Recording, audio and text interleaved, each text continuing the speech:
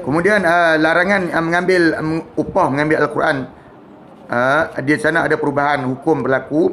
Pada asalnya dilarang dan pada zaman sekarang diharuskan, maka hukum di sini adalah harus mengambil upah kerana mengikut uruf dan adat serta keperluan semasa. Itu berkaitan dengan larangan mengambil upah mengajar Al-Quran pada asalnya. Tapi zaman sekarang ni menurut ulama mutaakhirin berubahnya hukum.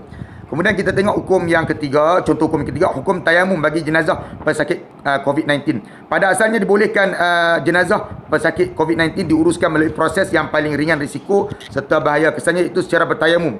Jika ia memudaratkan dan tidak memungkinkan bertayamum ke atas jenazah COVID-19, boleh dilakukan ke atas jenazah secara langsung. Maka proses tayamum tidak wajib dilakukan ke atas jenazah tersebut. Kalau tak mampu untuk bertayamum ke atas jenazah, pada asalnya kita tayamum, tapi kalau dah tak mampu sangat kerana menyebabkan bahaya ke atas orang yang melakukan proses itu, maka tidak diwajibkan dilakukan ke atas jenazah tersebut, termasuklah pada plastik atau body bag yang dibaluti jenazah tersebut.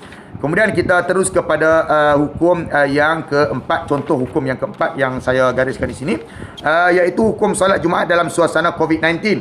Pada asalnya hukum solat Jumaat ini ialah wajib kita lakukan secara berjemaah dan di masjid. Berdasarkan kepada nas dan pandangan ulama dalam keadaan wabak COVID-19 merebak tanpa terkawal menurut Kementerian Kesihatan Malaysia, maka dalam keadaan ini solat Jumaat juga tidak diwajibkan. Maka solat Jumaat boleh untuk tidak dilakukan, yakni tidak diwajibkan untuk dilakukan di masjid dan secara berjemaah, tetapi wajib diganti dengan solat zuhur di rumah masing-masing. Jadi jelas kepada kita melihat hukum hakam yang berubah di sini, empat hukum hakam yang saya gariskan.